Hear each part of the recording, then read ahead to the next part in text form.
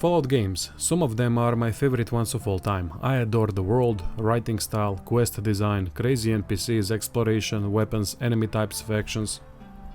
Welcome to Ramblings of a Madman video about ranking Fallout games based on my subjective preference, you objective bastards. Played almost all of the games in the franchise, but some of them I've missed, so there are going to be some exclusions from the list. Fallout 76 being an obvious exclusion. That abomination I don't consider a Fallout game.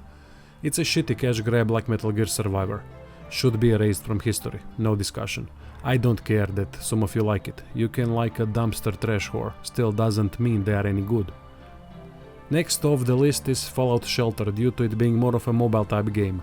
I've played it a bit and it's not bad at all. Another exclusion is Fallout Brotherhood of Steel that I haven't played. From the critic reviews it seems like it wasn't particularly great anyway. By the way, Fallout Tactics and Fallout Brotherhood of Steel are not the same thing. Tactics is going to be included. Let's start with the list.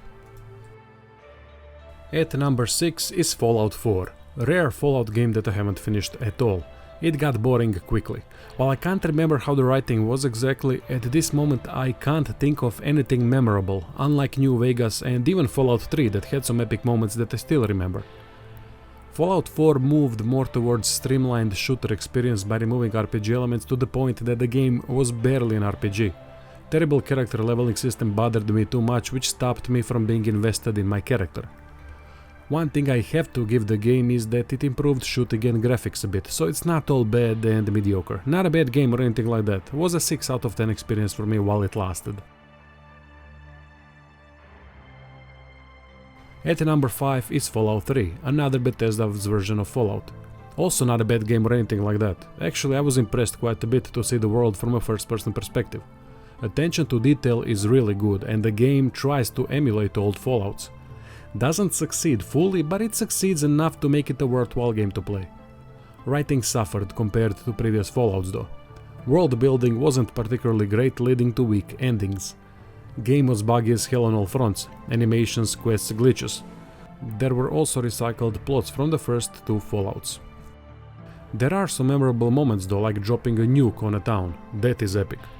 VATS system is an interesting inclusion that adds a level of tactical element, so it's not just a basic shooter. I remember enjoying it quite a bit despite its flaws and my undying love for the first 2 games.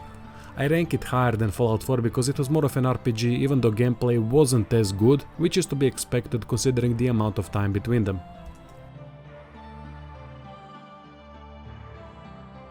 At number 4 is Fallout Tactics. Different take on Fallout series with focus on combat and linearity rather than being a classic Fallout 100% freedom RPG experience. Great thing about Tactics is that it improved combat from its predecessors quite a bit. Tactical squad-based action with stealth options that felt sometimes like we were controlling a post-apocalyptic SWAT team. I liked the game, but could never force myself to finish it for some reason. I'm always for games to improve and evolve, but it's difficult to evolve from what were already some of the best games in history, and Tactics lost quite a bit of what Fallout games made so great. Not mad at a different take at all, it's still a good game. I remember it being quite difficult, but it was a long time ago when I didn't know how to create proper builds. Might replay this one at some point to do a retro review. Interested to see why I couldn't connect with it. Started it over and over and over again and always gave up, even though it was clear that the game is at least decent. Let's move on to number 3. Fallout New Vegas. What a game this is. Still supported by modders for a good reason. Obsidian took over the reins from Bethesda and it was clear that they had a much better grasp on what made Fallout Fallout. Atmosphere improved drastically, writing is much better with great story and side quests, world building is way better, gameplay mechanics improved. It was a better game all around, except for the lack of technical advancements, but that plagues Bethesda's engine to this day. Fallout New Vegas did seem like an expansion to Fallout 3, but I didn't think of it that way. There was way too much content for a simple expansion, with lots of improvements. I adore New Vegas and have replayed it many times because there are so many options to finish quests in different ways. Character leveling system is also spot on and fits the world building perfectly. Old Obsidian was such a legendary studio. Yeah, their games were a technical mess on release most of the time, but in terms of creating a proper RPG, people that worked there in the 90s and 2000s were born for this. Obsidian is unfortunately proof that time does change everything eventually. First two spots are quite clear-cut. I don't think there are many people opposed to me saying that Fallout 1 and 2 are the best Fallout games. Doesn't matter which one is first or second. For me, Fallout 2 is the number one, but in the end I think it comes down mostly to personal preference when it comes to choosing between Fallout 1 and 2 as the best game in the franchise. Fantastic non-apologetic brutal writing, top-notch humor, fantastic world building, quests that allow many options on how to finish them, incredible factions, NPCs, complete freedom, rewarding exploration, phenomenal character progression system that goes all the way when it comes to playstyle differences due to how attributes, perks and tags change the character. For example, a low intelligence character can barely put sentences together but can also open new options. Devs really thought of everything in the first two Fallouts.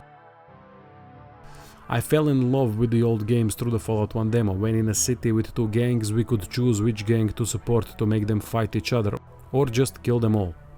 First time I picked up a minigun and saw bodies being torn apart by the burst fire of that magnificent weapon was more than enough to get me hooked, even though I barely knew English back then as a kid. Fallout is the reason why I wanted to learn English, to understand better what is going on, and I appreciate it even more because of it. Not everything is peachy and rosy though. Biggest weakness of old Fallouts was combat. It is too simple. Stand and shoot or attack with a melee weapon. However, they managed to make it appealing by having insane kill satisfaction. Every weapon type has a couple death animations associated with it and every single one is brutally bloody. Made the game much more immersive and gave that feeling of increased stakes, considering the fact that enemies can do the same to you. Sound effects are also incredible. I also adore the engine that the game uses and think it still holds up today. Models look believable and descriptive enough, world details are decent even today, weapons and armor are fantastic. Not many armors in the game, but each looks really good and affects the game drastically. Don't think I've ever seen outside of old Fallouts a game that uses 5 armors through the entirety of the game, with each one significantly upgrading the character's survivability. It's simple and brilliant. Can't recommend Fallout 1 and 2 enough if you haven't played it. There are few mods that improve these old games by fixing bugs and improving balancing, so definitely try to get those.